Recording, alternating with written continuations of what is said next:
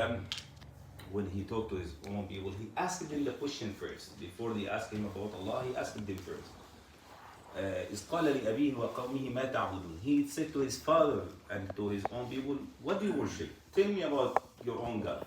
قالوا نعبد أصناما فنظل لها عاكفين. They said, well, we worship the statues and the idols and we keep, staying in front of them, praying to them and worshiping them. قال هل يسمعونكم إذ تدعون. He asked them one question. Do they hear you when you talk to them? Those idols and statues for a long while. Do they hear you or not? They said, no, they don't hear us, they don't listen to us. قال هل يسمعونكم إذ تدعون أو ينفعونكم أو يضرون. Do they help you or harm you? If they can do that, they became quiet because these are pieces of rocks that they have made them into statues and idols, and they definitely know that they don't listen to them. Then he said to them clearly, قال فإنهم عدو لي إلا رب العالمين. Said, they are my enemies. They are enemies to me. I take them as enemies إلا رب العالمين. Then he started to talk about Allah subhanahu wa ta'ala رب العالمين. Then he said,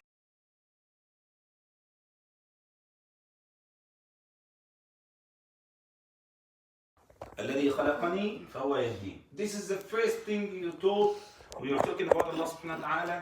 You talk about Allah subhanahu wa ta'ala as the creator subhanahu wa ta'ala, as the one who's guiding you, because not everybody is guided as you are guided. الذي خلقني فهو يهدين. Allah subhanahu wa ta'ala is the one who created me and he guides me. And look, الذي خلقني. He said about Allah subhanahu wa ta'ala الذي, the one who. And then said فهو يهدين. He's saying هو again. Why? Why is he repeating why if he said الذي خلقني? He could have said الذي خلقني ويهديني. He created me and guides me. No, he said فهو يهدين as emphasis that the only one who's guiding us is Allah subhanahu wa ta'ala. والذي هو, again he's emphasizing this one, يطعمني ويسقين, because a lot of people might think, well, we eat and drink from the world and nobody's providing us. No, Allah subhanahu wa ta'ala is the provider, because you don't take it for granted. والذي هو يطعمني ويسقين وإذا مرضت فهو يشفين. With all respect to the doctors, they are not the ones who cure the people. The ones who give the cure is Allah subhanahu wa ta'ala. You describe the medicine, you try your best, could work, could not work. Sometimes the disease is out of your own hand. You're not able to control it in any way. It's all in the hands of Allah subhanahu wa ta'ala. هو الشافي. هو الشافي. جزاك الله خير. وإذا مرضت, if I got sick, فهو يشفين. والذي يميتني ثم يحيين. He's the one who takes my soul and makes me die, and he's the one who brings me back to life. Because after getting sick and so sick that you're not gonna handle it, the second thing you see that you're dead. Sometimes we got sick and we think, well, it's an easy thing, we're gonna get out of it. And you see the video, the guy's making videos and he has hope in life, something little, I'm gonna get over it. And the second day, you hear about the guy that he's dead. The one who was writing the post yesterday or making a video yesterday, he's gone. وَالَّذِي هُوَ يُمِيتُنِي. The one who takes my soul is Allah subhanahu wa ta'ala. ثُمَّ يُحِينِ. Then he brings me back to life. And he's talking about resurrection or life after death. Because a lot of people take it easy. Well, we're gonna die. And then, I'm talking about the non-Muslims. And then they say, well, we have doubts. We don't think we're going to come back to life. And this was one of the biggest problems the people of Mecca and the disbelievers had ever. It's about the resurrection. They keep talking, saying, how come that the dust, when we become dust and nothing again, we come back again to life? They cannot imagine that. They think it's too hard. Then Allah subhanahu wa ta'ala said to them in many ayat that resurrection is very possible if you think about it. فسيقولون من يعيدنا. They're going to say, who's going to bring us back? قل الذي فطركم أول مرة. The one who created you in the first place. Why do you think it's so hard? If he created you out of nothing, and if he's bringing you back to life, it should be simple like this if you think about it. If you think about the one who created the heavens and the earth, it's easy for him to bring you back. If you think about the one who brings back the dead land, when you see the land, the desert, for thousands of years it's desert, and then out of nowhere, Allah Azza wa Jal changes the weather, changes the atmosphere, sends rain to this area that never had rain for decades, then life comes back again. Plants are there.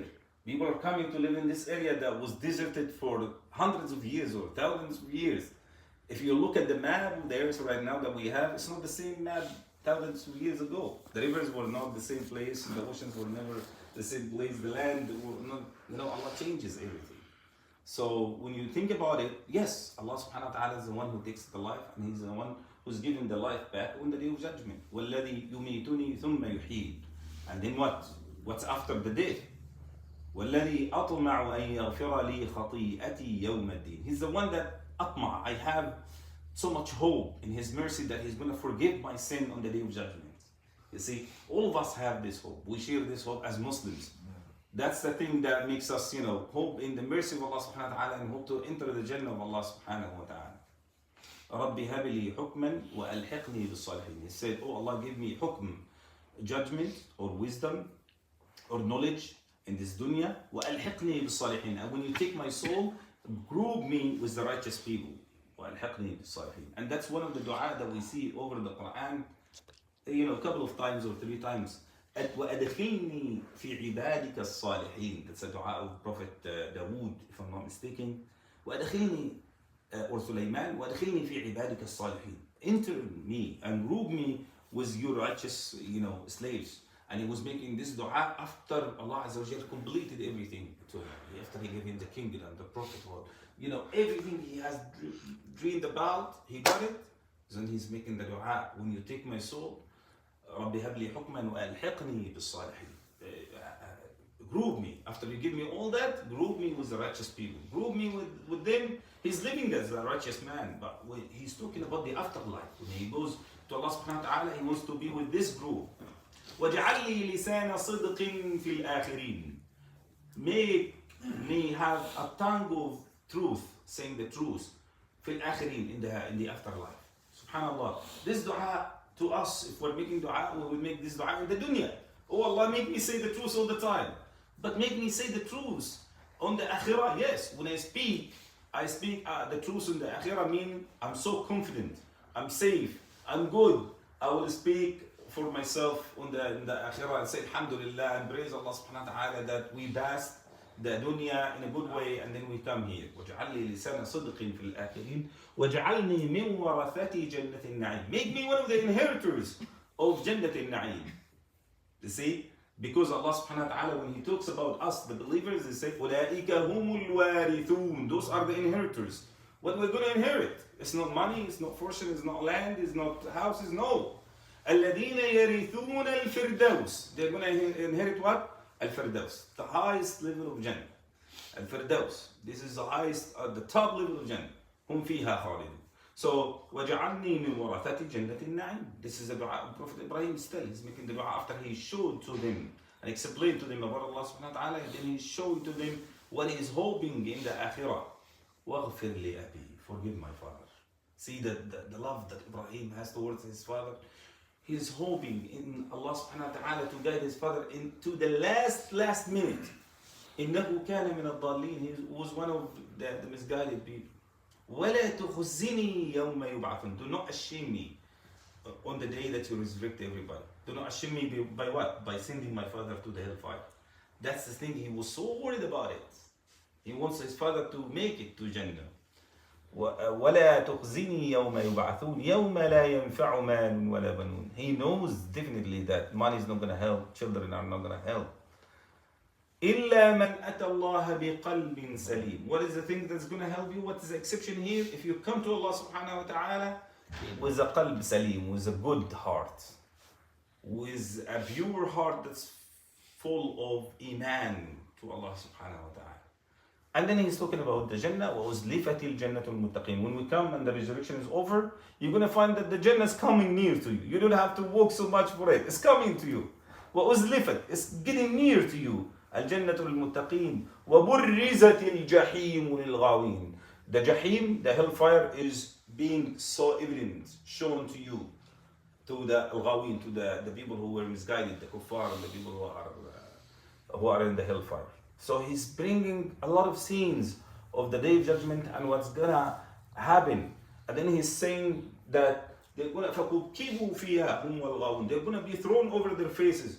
and all the misguided people. وَجُنُودِ إِبْلِيسَ أَجْمَعُونَ, all the soldiers of Iblis, like the helpers of Iblis, whether from the shayateen or from the humans.